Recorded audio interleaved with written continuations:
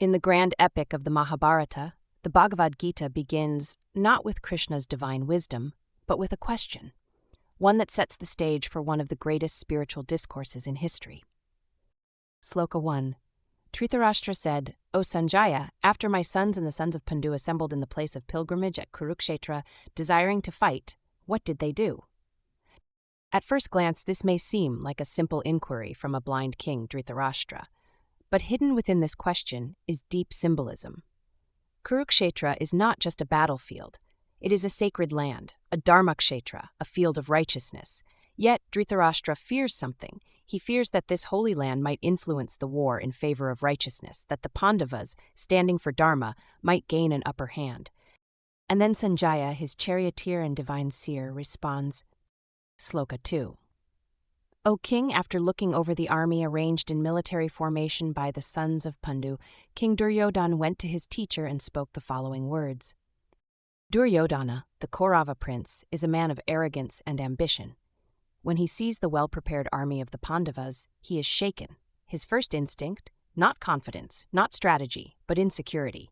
Instead of addressing Krishna or Arjuna, he rushes to his teacher, Dronacharya, the very guru who once trained them all.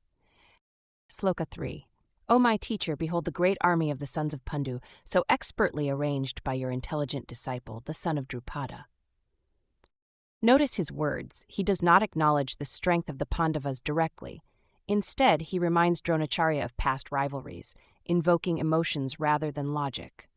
A true leader acknowledges the strength of his opponents, but Duryodhana, blinded by ego, seeks reassurance from his guru instead. He then lists the mighty warriors of the Pandava army.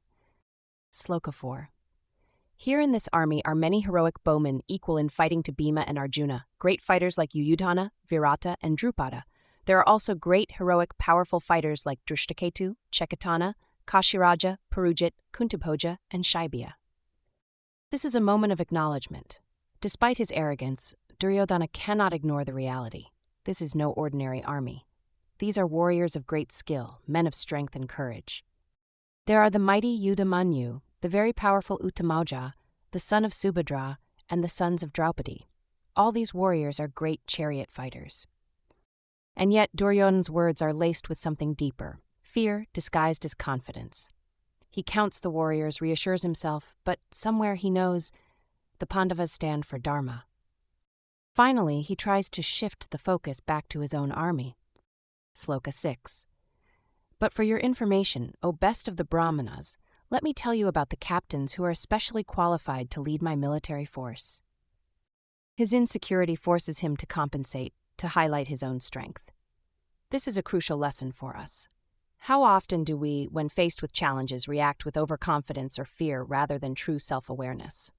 This moment in the Bhagavad Gita reminds us of a universal truth. The real battle is not fought with weapons, but within the mind.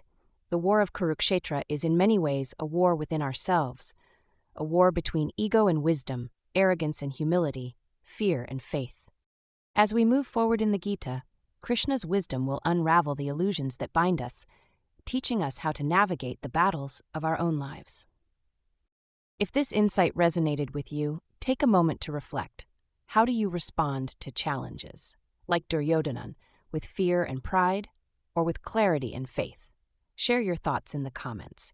And if you wish to dive deeper into the Bhagavad Gita's wisdom, don't forget to like, share, and subscribe. The journey has just begun.